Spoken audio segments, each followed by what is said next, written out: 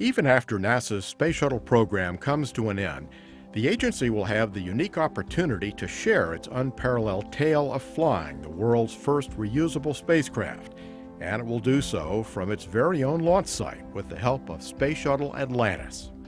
First, here at the Kennedy Space Center, where every shuttle mission and so many other historic human space flights have originated, we'll showcase my old friend Atlantis.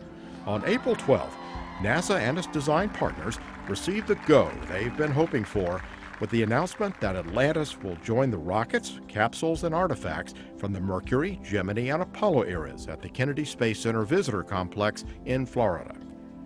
Described as a supercharged Space Shuttle-themed science center, it will feature interactive exhibits to engage, entertain, and inspire even the world's most tech-savvy audience. This very Space Shuttle Plaza will be completely transformed. We plan on adding to the shuttle launch experience attraction and enhancing the storytelling with what will become a very, very large addition to this complex. Inside a new 65,000 square foot facility in the heart of the complex's Space Shuttle Plaza, the 100-ton shuttle is expected to look like it's soaring through space with its landing gear raised and payload bay opened.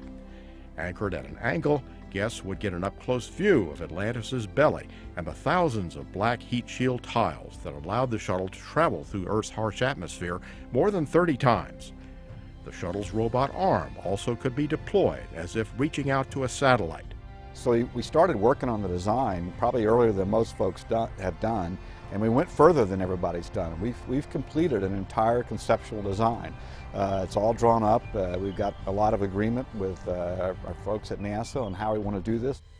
The display could also reveal how shuttle crews perform science and research experiments in the weightlessness of space, help construct the International Space Station, and deployed, retrieved, and serviced satellites, such as NASA's treasured Hubble Space Telescope. It also could unveil what it felt like for an astronaut to venture out on the first untethered spacewalk. One of my favorite is the manned maneuvering unit and how that impressed everyone to watch Bruce McCandless fly untethered out there completely in space without a single, just looking back at everyone else. What must that have felt like for him? Designers want to paint a picture of just how many working parts it took to launch NASA's fleet. There are many features that could be worked into the display to help guests appreciate the shuttle system as a whole, including the solid rocket boosters and giant external fuel tank.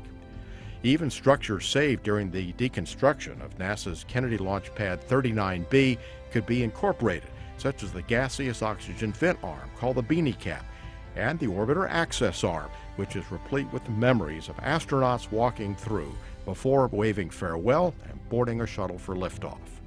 While the spacecraft and its myriad of components will be the main attraction, designers also dove deep into the human aspect of the program. I mean, we treat our orbiters like our own family members, and they're very close to our hearts.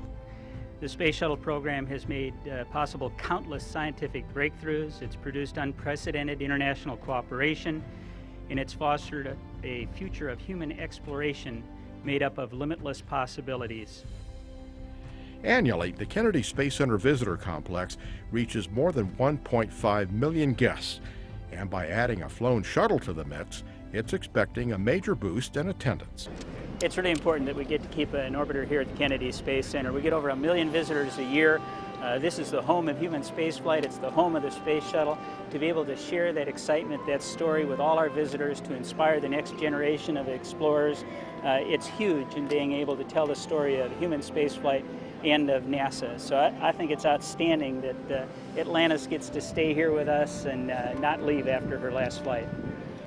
Atlantis is scheduled to round out the shuttle program this year with its last flight, STS-135.